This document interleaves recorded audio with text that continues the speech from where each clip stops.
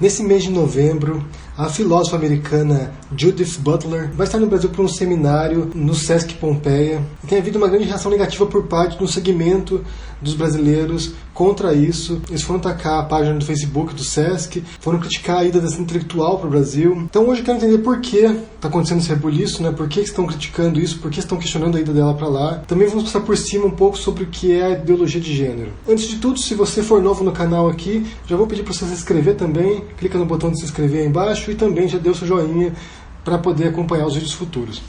Para começar, eu quero ler um texto para vocês aqui, uma citação que aborda a questão de gênero e sexo. O sexo é atribuído no nascimento. Refere-se ao status biológico de um indivíduo, seja como macho ou fêmea, e está associado principalmente aos atributos físicos, tais como cromossomas, predominância de hormônios e anatomia externa e interna. Gênero se refere a papéis, comportamentos, atividades e atributos socialmente construídos que uma determinada sociedade considera apropriado para meninos e homens ou meninas e mulheres.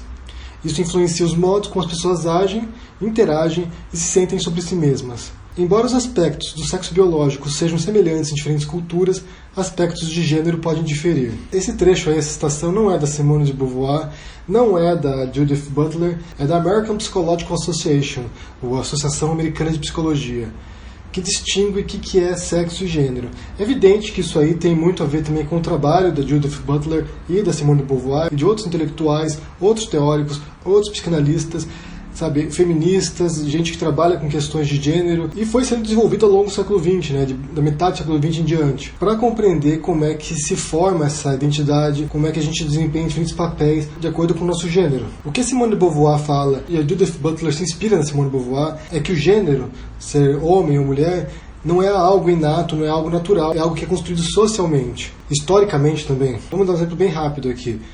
Se espera que meninos brinquem com carrinho enquanto meninos brinquem com boneca. Ou se espera que homens gostem de futebol enquanto mulheres gostem de novela.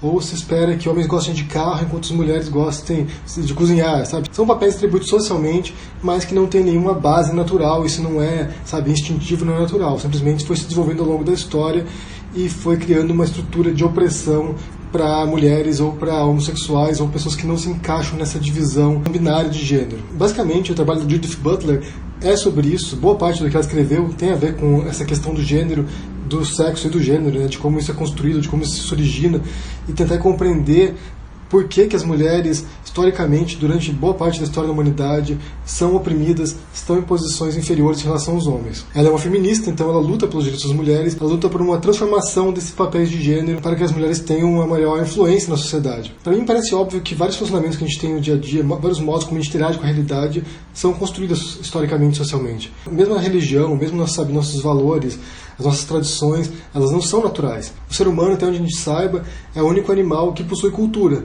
A gente não está só no nível natural, a gente não está apenas no nível, instintivo, mas a gente tem um nível simbólico que nos permite criar relações que os outros animais não possuem.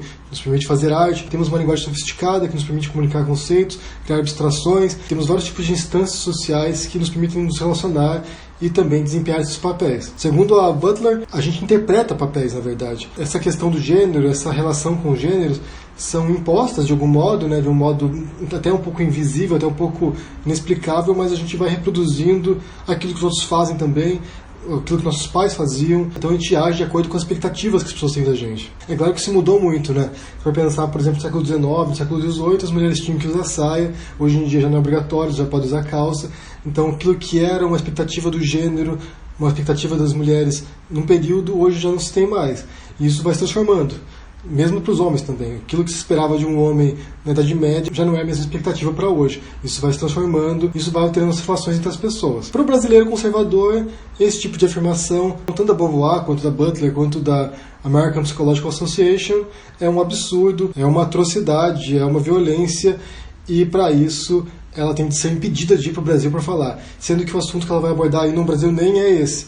Ela vai falar de outros assuntos, vai falar sobre outros tipos de contextos políticos, sociais, que não tem a ver com identidade, não tem a ver com gênero dessa vez, mas as pessoas não querem que ela vá aí, porque ela é uma pessoa não grata por causa desse tipo de temas que ela aborda. Inclusive, algumas pessoas afirmam que ela é, um instrumento do diabo aí, trabalhando em função da escola de Frankfurt, da doutrinação marxista global, sendo que boa parte das influências dela, boa parte dos autores que inspirou o trabalho dela são autores estruturalistas franceses, são fenomenólogos, então são outro tipo de tradições filosóficas que não tem a ver com marxismo muitas vezes, e as pessoas misturam tudo. O que os conservadores não compreendem, eu acho que a esquerda também não compreende muito isso, porque as estratégias da direita hoje são estratégias que a esquerda adotava até um tempo atrás, boicotes, manifestações, protestos, impedir que as pessoas falassem. Essa é uma estratégia de esquerda a princípio, mas que a direita adotou agora. O que eles não compreendem é que isso não apenas não evita a produção intelectual, isso não evita a comunicação intelectual, como isso favorece. Se a gente pensar no caso do Santander e do MAM, a revolta da ala conservadora, a revolta da família tradicional brasileira, não apenas não impediu aquilo ali, bem, isso cancelaram a mostra em Porto Alegre, mas não apenas não atrapalhou aquilo ali, como favoreceu aquilo ali. Promoveu aquela mostra, deu àquela mostra visibilidade, permitiu o debate, permitiu que pessoas se interessassem por aquilo, de conhecer aquilo ali. E esse mesmo caso com a Judith Butler. É uma autora que não é tão conhecida no Brasil, eu acho, realmente eu acho que só para quem trabalha com essas questões de gênero, que conhece a filósofa. Eu já tinha ouvido falar, assim, sabe, en passant, mas nunca tinha me interessado, e por causa desse debate eu fui procurar alguns artigos dela, fui ler o que ela fala, e realmente não é nada chocante, não é nada que já não tenha sido debatido entre psicólogos, entre psicanalistas, entre psiquiatras, sabe, entre outros tipos de filósofos.